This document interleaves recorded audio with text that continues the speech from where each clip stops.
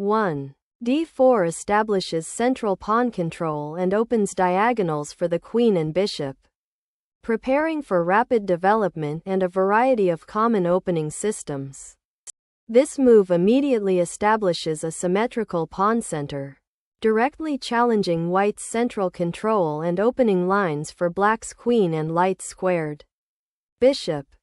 This move, c4, initiates the queen's gambit, a fundamental opening aiming to control the center and potentially gain a pawn majority on the queenside. This move initiates the queen's gambit accepted, where black temporarily gives up central control to gain a tempo by forcing white to recapture the pawn, potentially leading to an active queenside pawn majority for white. This move develops a knight towards the center, preparing to castle, and prevents black from easily reinforcing the pawn on c4 with their own pawns. This developing move prepares to castle and also challenges white's central pawn, initiating typical queen's gambit decline development where black aims for solid central control and counterplay. This move prepares to develop the bishop to f4 or g5, reinforcing the central pawn structure and challenging black's control of the d5 square. This move prepares to develop the queen's bishop by opening the diagonal for it and solidifying the pawn center. By recapturing with the bishop, white develops a piece actively, pressures the c4 square, and prepares to castle kingside, continuing standard queen's gambit decline development. This move, c5, challenges white's central pawn structure and opens a diagonal for black's queenside pieces, aiming to create dynamic play and potentially a queenside pawn majority. This move develops the queen to a more active square, supporting the e4 pawn advance and preparing to castle queenside.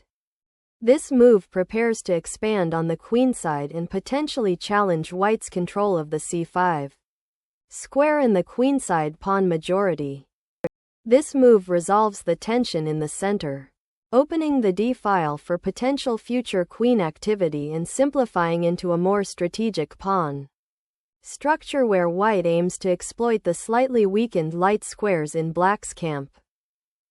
Developing the bishop actively recaptures the pawn and prepares to castle kingside, aligning with the standard queen's gambit decline setup. This move is a standard development step in the queen's gambit declined Catalan setup, securing the king and preparing for central control and potential pawn breaks. This move prepares to recapture the pawn on c5 and develops the queen to a more active square, supporting the bishop and potentially eyeing the e5 square. This move prepares to develop the knight to a more active square, likely f1 then g3, to support a kingside attack or reinforce central control. Developing the knight to c6 is a natural and solid move, reinforcing the central pawn on d5 and preparing to contest the center further. This move prophylactically prevents black's knight from developing to b4, which could otherwise attack the queen and c2 pawn. This move prepares to challenge white's queenside space advantage by offering piece exchange and freeing the c8 square for the rook. This move boldly contests black's queenside pawn majority and aims to disrupt white's pawn structure by creating play on the queenside, potentially opening lines for white's pieces. This move introduces a tactical threat to white's knight on f3, potentially forcing concessions or opening lines for black's pieces. This move challenges black's knight, forcing a decision and potentially gaining space on the kingside while preparing to reinforce the center. This knight sortie to e5 challenges white's centralized queen and prepares to potentially exploit the weakened light squares around white's king, while also offering to trade off white's more actively placed knight on f3. This move repositions the bishop to a more active diagonal, defending the knight on d2 while supporting potential pawn pushes like b5 and preparing for further development. Castling kingside is a sound positional decision, completing development and securing the king to a safer part of the board. This move repositions the rook to the open c-file, a crucial central artery, to contest control and prepare for potential pressure against black's queenside or center. This move prepares to contest the important d-file and develops the bishop to a more active square, ready to support the pawn break in the center. Rfd1 prepares to contest the open d-file, supporting the d4 pawn and potentially creating threats against black's queenside. The rook on d8 strengthens the d-file and supports a potential advance of the d-pawn, while also preparing to contest the open file with white's rook.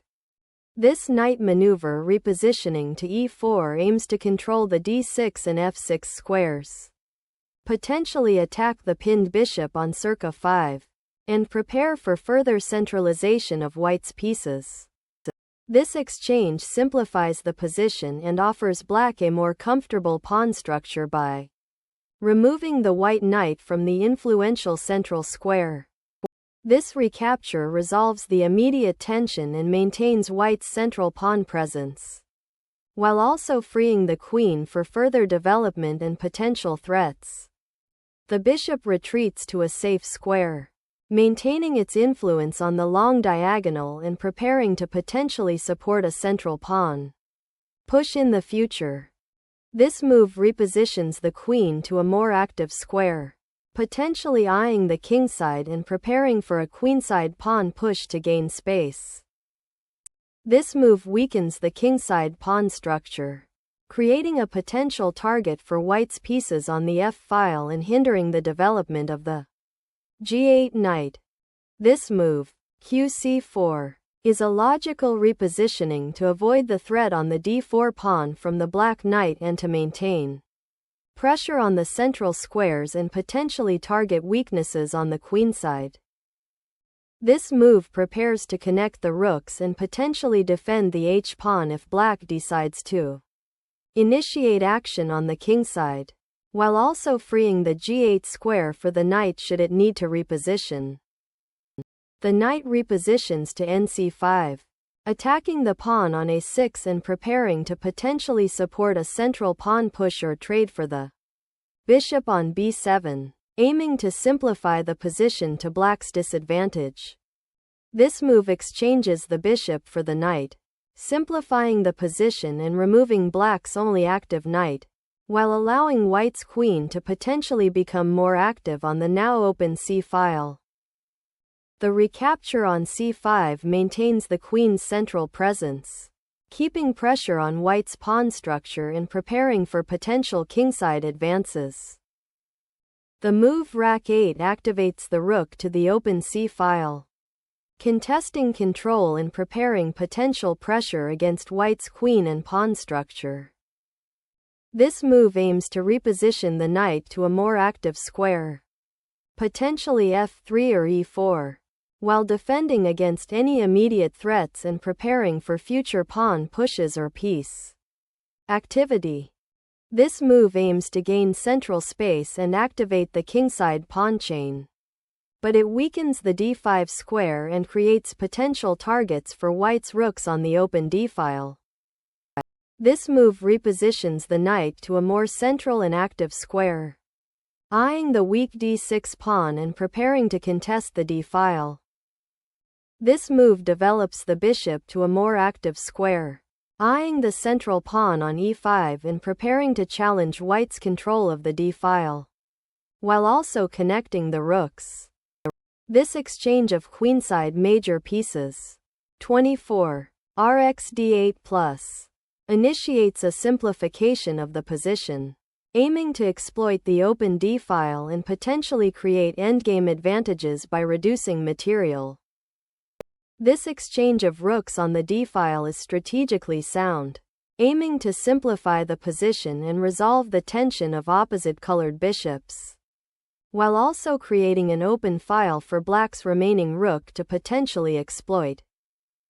This move begins white's attempt to gain space on the queenside and potentially create a passed pawn, aiming to exploit black's slightly passive piece placement after the rook exchange. This move recaptures the piece lost on d8 and repositions the bishop to a more active diagonal, aiming to contest the center and potentially create threats on the kingside or in the center. This knight maneuver aims to reposition the piece to a more active square, potentially attacking the pawn on e5 or supporting a central advance. This move retreats the bishop to a safer square, allowing it to potentially support the kingside or participate in the defense of the d-file, while also opening the path for potential pawn advances on the kingside later. This pawn advance aims to challenge black's queenside pawn structure, potentially creating a passed pawn on the c-file or opening lines for white's rook and bishop. This move initiates an aggressive counterplay on the queenside, aiming to exploit the open a-file and disrupt white's central pawn structure by targeting the a4 pawn. This knight maneuver aims to reposition the knight to a more active square, potentially controlling the d6 pawn or supporting a future kingside attack. This move opens the a-file for black's rook and challenges white's passed b-pawn, aiming to simplify the position and potentially activate black's queen on the now open diagonal. This pawn capture on b5 opens the a-file for white's rook and aims to disrupt black's pawn structure on the queenside, potentially creating weaknesses. The move 29, Road 5 aims to activate the rook onto the central d-file, creating a strong attacking presence and contesting white's central control after the capture on b5. This move initiates a potential queenside breakthrough by white, aiming to use the open a-file and the now vulnerable black pawn on a6 feet as targets for coordinated piece play. This move recaptures the pawn on b5, contesting the open a-file and aiming to create counterplay on the queenside while challenging white's space advantage.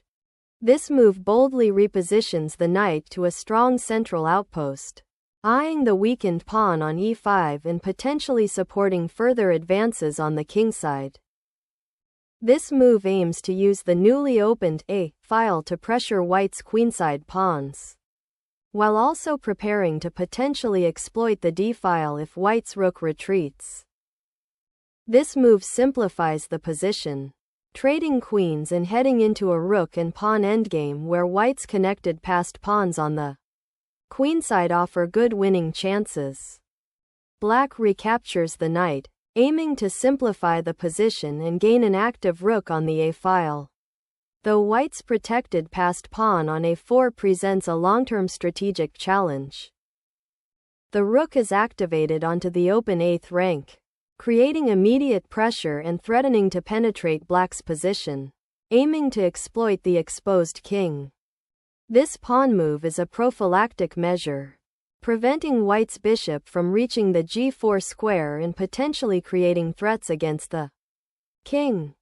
The move 34, bc1 develops the bishop to a more active square, eyeing the pawn on h5 and reinforcing the defense of the b-pawn, while also preparing to challenge the strong rook on c8. The rook, now unhindered after the queen exchange, infiltrates deep into white's position, threatening to disrupt white's coordination and create dangerous passed pawns. This move repositions the king to a safer square, away from the open file and potential threats on the kingside, while preparing for potential pawn pushes or piece maneuvering. The knight maneuvers to b3, aiming to control the important c5 square and potentially harass white's queenside pawns or even target the a-pawn, while also preparing for potential future advances on the queenside. The move activates the bishop, aiming to create an outpost on c5 for the knight or to pressure the b-pawn after further exchanges. This move repositions the knight to the critical d2 square, aiming to exploit the open c-file and prepare for a potential pawn push or reinforcement of the kingside. The king's tentative advance to g3 seeks active post-exchange king centralization, preparing to join the fight on the queenside and potentially support the weak f-pawn. This move begins a pawn advance on the queenside, aiming to create a passed pawn and potentially challenge white's pieces for control of the queenside territory. White's rook now occupies the open b-file, aiming to infiltrate black's position and potentially support a pawn advance or attack weaker pieces. Black's rook now activates to a central file, challenging white's advanced rook and seeking counterplay on the queenside, aiming to exploit the open b-file. This move prepares to activate the bishop to a more active diagonal, supporting the eventual pawn push or potentially joining an attack on black's kingside. This move repositions the king to a safer square, away from the open b-file and potential threats along the third rank, while also preparing for potential pawn advances on the kingside. This move solidifies the pawn structure on the kingside, preventing black's knight from finding any further outpost on f3 and creating a potential outpost for white's own knight on f4 later. This move aims to activate the rook on the second rank and potentially support the advance of the b-pawn, creating dynamic play and potential threats against white's king position. The rook now becomes very active, challenging the pawn structure on the queenside and preparing to infiltrate black's position if the b-pawn advances. This unexpected knight check aims to disrupt white's rook on b7, forcing an immediate reaction and potentially creating tactical opportunities by exposing the king, or gaining material if white is not careful. The king's journey to the queenside by kh4 is a strategic risk to centralize the king and potentially participate in the endgame, but it weakens the kingside and needs careful support. This move sacrifices the rook for 2 pawns and a significant positional advantage, aiming to open lines and create a passed pawn on the queenside while disrupting white's coordination. This move activates the knight, preparing to potentially capture the pawn on f6 and creating threats against black's king, while also opening a diagonal for the queen. The knight's retreat to d2 aims to consolidate the position and prepare for potential counterplay, though it allows black's rook to become more active on the 7th rank.